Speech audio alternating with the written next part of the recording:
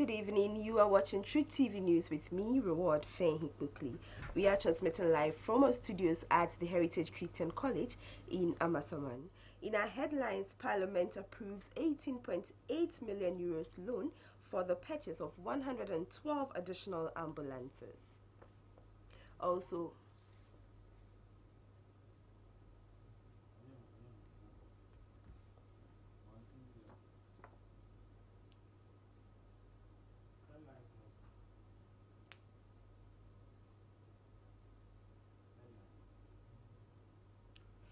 NDC presents purported evidence of overvoting in polls.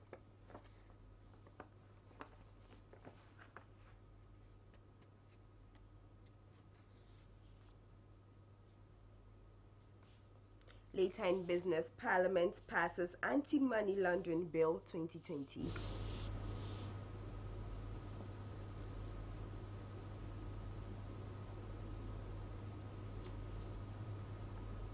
And with news on the foreign front, Burundi's ex-president Pierre Buyoya dies from COVID-19.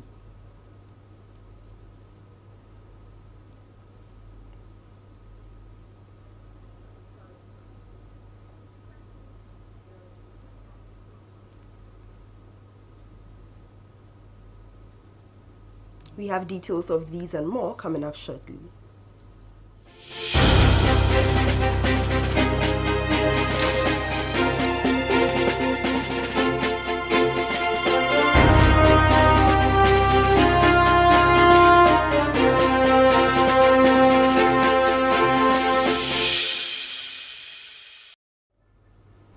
Let's settle for the details. Now, Parliament has approved an 18.8 million euro loan to procure an additional 112 ambulances for the National Ambulance Service. The loan agreement is between the government of Ghana, represented by the Ministry of Finance, and the Dutch Bank AG Frankfurt AM Main for an account of 18,815,000 euros, including Euler Hermes premium guarantee, to finance the supply of ambulances and related training and maintenance services.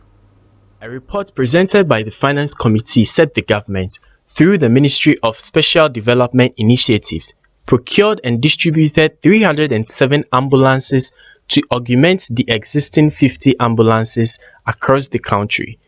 The number was, however, inadequate. Following that, the government is procuring additional 112 ambulances to augment the current fleet. The chairman of the committee, Dr. Mark Asibi Yeboah, said approval of the facility for the supply of 112 ambulances for the National Ambulance Service will support the country's health system to function effectively at all levels. According to him, the additional ambulances would help to improve emergency health care delivery, improve the country's emergency response, and reduce the mobility of patients with emergency conditions, provide immediate and effective life-saving care in a safe and clinical working environment, and generally improve health care. Still on Parliament stories, the minority in Parliament has called for the immediate dismissal of Inspector General of Police, Mr. James Opon-Bonu, over election-related deaths. The minority noted that the failure of James Opon-Bonu to ensure the safety and security of the Ghanaian citizens warrants either a resignation or a dismissal. According to minority spokesperson on Defense and Interior, Mr. James Agliga, prior to the election, the IGP had been cautioned by the minority leader during a parliament section that, as the head of the National Election Task Force, he would be held accountable should things go wrong during the election. During an interview with the press on Thursday, Mr. James admonished Mr. James Buanu to do the right thing to resign as the Inspector General of Police. He referred particularly to the shooting incident in the Techiman South constituency, where 5 people are believed to have died when the police shot live ammunition into the crowd in an attempt to disperse them. His men targeted at innocent citizens and armed civilians and fired at them. 5 lives have been lost. He's still at post. If I were in his shoes, I would have done the honorable thing by resigning. But if he wouldn't resign, he should immediately be dismissed. The confusion in the constituency is said to have erupted when supporters of the National Democratic Congress (NDC) prevented the presiding officer from declaring the New Patriotic Party (NPP) parliamentary candidate, Mr. Martin Eji Mensah Quasa, as the winner. Interior Minister Ambrose Derry has, however, defended the security agencies and commended them for acting in accordance with the standard operating procedures. Although investigations are still ongoing, Mr. Ambrose Derry is emphatic that apart from the killings in Techiman South, all others did not involve security operative. The Interior Minister is also cautioned NDC supporters involved in demonstration over the results of the December 7 election that they will be dealt should they act contrary to the law in the course of their protest. Some NDC supporters messed up at the Yeast premises Thursday, burning ties, resulting in confrontation with the security agencies. Now, Chief Justice Kwesi Anini-Yeboah has cautioned lawyers against the use of intemperate, offensive, and abusive language in their professional dealings. The Chief Justice also asked lawyers to refrain from the use of offensive language and bad behaviors before the court. He said this at the swearing-in of some 424 new lawyers. Chief Justice Yeboah was speaking at the enrollment of 424 newly trained lawyers at the Accra International Conference Center. Yearly, the General Legal Council, after its meeting, enroll lawyers who have successfully passed the law professional exams at the Ghana School of Law. This is in fulfillment of Act 32, 1960, which gives the GLC the mandate to see the organization of law professional course. Justice Yeboah, who swore in the newly qualified lawyers, said the ethics of the profession frown on the use of reprehensive language, adding that they should learn to disagree with their opponents without being unpleasant. The Chief Justice advised that as newly trained lawyers, they were to take the ethics of the profession more seriously at that stage of their career by developing good habits. He said the GLC would continue to ensure proper conduct of all lawyers as well as that clients receive the required standard of service. He told the lawyers to maintain a pleasant and professional attitude even when they were frustrated by the actions of their opponents. Touching on legal education, the Chief Justice, who is the chairman of the GLC, said the council was working tirelessly to ensure that various facilities feeding students into the Ghana School of Law met the required standard that will make professional training more effective. He said the council will continue to deploy essential teaching methods and provide conducive environment for all students. The Chief Justice said the council was also developing modules aimed at improving capacity of various institutions running the LLB program as well as restructure the operation of the Independent Examination Committee to discharge its mandate effectively. He said the GLC will also see to it that students obtain their LLB degree certificates only from universities approved by the council. Away from that, minority leader Haruna Idrisu says the 2020 general elections has created a situation where no political party will have an overall majority in parliament. To him, the hung parliament may prove beneficial to the country's democracy if politicians strive to negotiate and compromise on issues that would be in the best interest of the public rather than any partisan interest.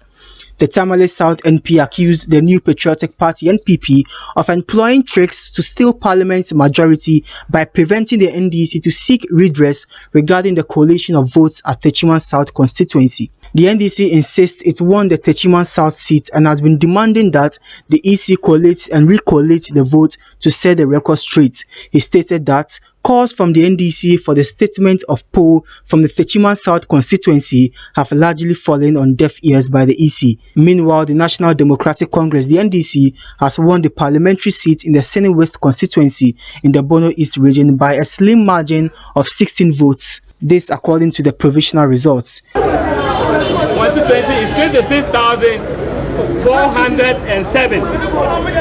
Total rejected ballots 660. Total vote cast 27,067.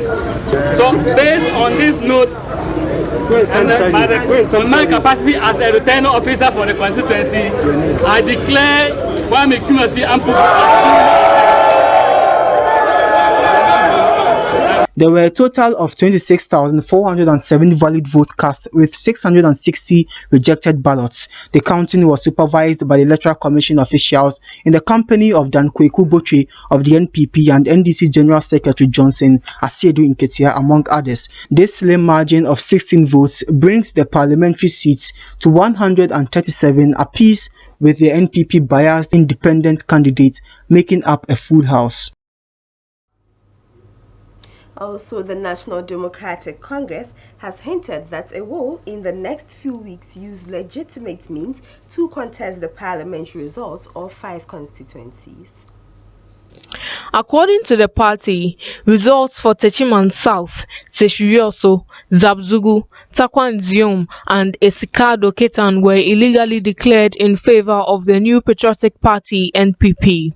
A member of the NDC legal team, Baba Jamal Muhammad Ahmed, noted that some anomalies have been detected in the various constituencies. Therefore, will use the judiciary to overturn the results. He then added, Teshurioso, Takwanzium and Esikado Ketan are all seats we are going to contest. This comes after the outstanding parliamentary seat was finally collated and declared in favor of the NDC. For Mr. Mohammed Ahmed, although the NDC has now attained 137 seats per their pink sheets at the 5 indicated constituencies, they should have won those seats too. Thus, they will employ legal measures and challenge the outcome declared by the Electoral Commission. On his part, the MP for Okiri constituency, Dan Boche, said the New Patriotic Party will also contest the parliamentary results of the Banda and Zavlugu constituencies. Meanwhile, the National Democratic Congress has presented purported evidence of overvoting to the press to support its claim that Nana Akufo-Addo's victory in the general elections was not legitimate. Its National Communications Officer, Sami Jemfi, said an audit of the pink sheets provided further confirms that President Akufo-Addo was allegedly aided by the Electoral Commission (EC) to win the election.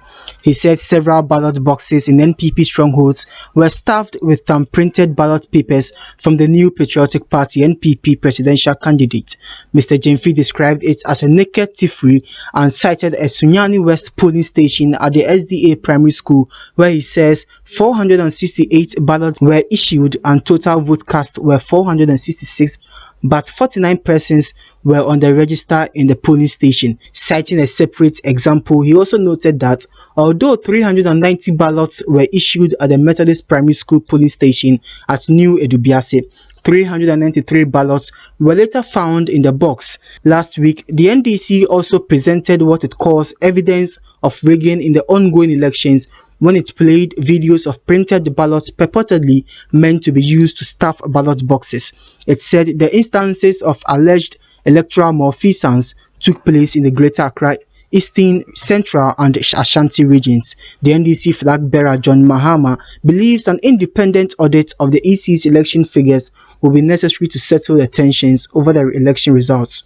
He described the Jane Mensah-led EC as the worst the country has seen and accused it of mismanaging the electoral process.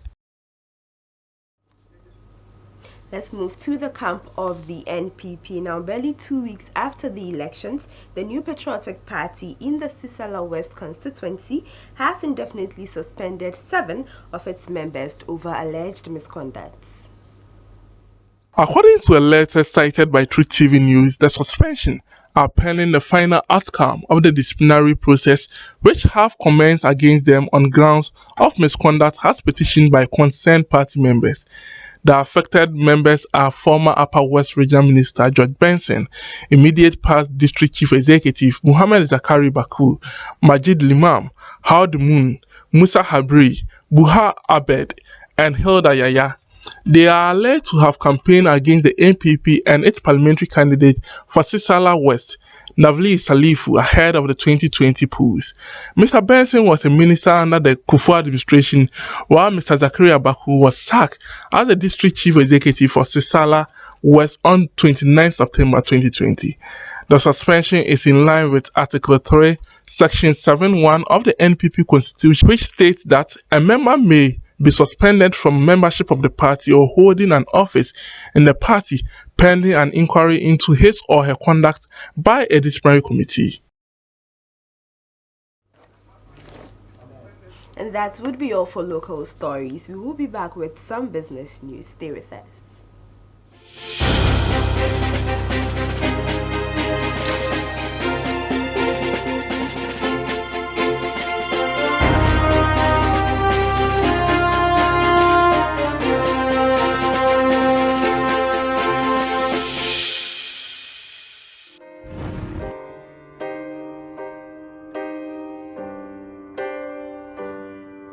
This is the end. Driven by the corporate philosophy that there is a seed of genius in every student, it only requires the right environment to flourish. It is on this that IDU College is so committed to restoring smiles back to the faces of most frustrated candidates. Have you failed in any of your WASSCE subjects? Do you want admission to SHS 1 or 2? Are you ready for a remedial class? Then the solution is IDU College. Fastest growing SHS in West Africa, best result-oriented remedial school in Ghana. Are you battling with maths and science? Do you know there is an antidote to mathematics? Rush now to IDU College and seek admission into SHS 1 or 2, into a remedial class for a SAT class, TOEFL, GRE, GMAT, Cambridge O and A-level. When others sit, we stand. When they stand, we are standing. And when they are standing, we are the standard by which they are measured. We continue to say, how can you fail?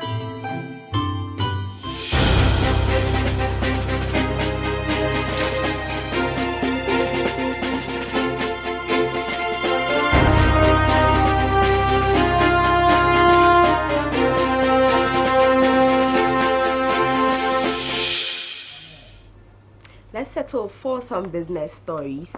Now, the economist with data bank Courage Mate says Ghana has entered into a technical recession following a contraction of the economy for a second straight quarter in 2020.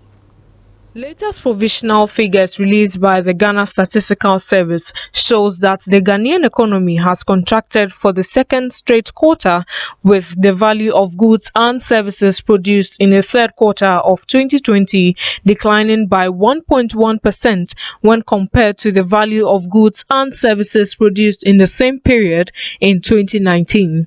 The latest contraction, according to the government statistician Professor Samuel Kobna Enim, was driven by negative growth in the industry and services sectors of the economy, which both contracted by -5.1% and -1.1% respectively. The agriculture sector, on the other hand, recorded the highest growth of 8.3% in the third quarter, adding that, having contracted for the second consecutive quarter this year, it shows that technically the country is in a recession. Economist with data bank Courage Mate is, however, optimistic the economy will return to positive growth in the short term if government sustains the implementation of key policy support programs for various sectors of the economy. Now, Parliament has passed into law the Anti-Money Laundering Bill 2022 to address strategic deficiencies identified in the country's anti-money laundering regulatory framework. Among other things, the law will grant supervisory mandates to the Financial Intelligence Center to provide for an effective, proportionate, and dissuasive sanctions regime for various money laundering infractions. In 2009, Ghana was blacklisted by Financial Action Task Force (FATF) as a result of a mutual evaluation exercise on Ghana by the Intergovernmental Action Group Against Money Laundering in West Africa in respect of the FATF 40+9 recommendation. Following this exercise, the government of Ghana took measures to address some of the deficiency, which subsequently put the country in the green list after a second round of exercise which was conducted in 2016. But according to information published on the website of FATF, the country has made some progress in its AML/CFT regime but should work hard in implementing a comprehensive national AML/CFT policy based on the risks identified in the National Risk Assessment. And this includes measures to mitigate MLCF risks associated with the legal persons and improving risk-based supervision by enhancing the capacity of the regulators and the awareness of the private sector.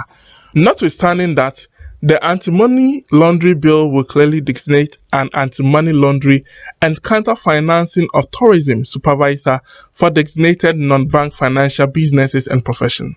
The rest include ensuring the timely access to adequate, accurate, and current basic and beneficial ownership information, ensuring that the Financial Intelligence Center is focusing its activity on the risks identified in the NRA and adequately resourced and applying a risk-based approach for monitoring non-profit organizations. And that would be all for business. Dennis Obi stands by with some sports updates. Stay with us.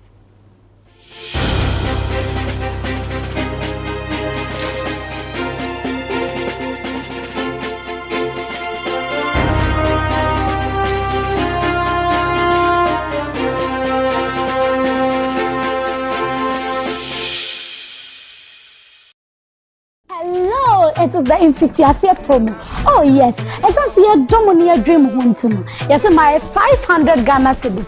500 Ghana cedis po. They advert 4 times daily for a whole 1 month. That's a windy video, nibi song. We've got you covered. And listen to me, call Pia Officer Bohunder. And I say, I did Pia Officer Bohunder. And to show an article. Fraying, I was 0244 206798. And that's a 0206. 730382. Nakai says promotion at your more Shred TV, redefining television experience. Lord, you set your love on me. Set your love on me.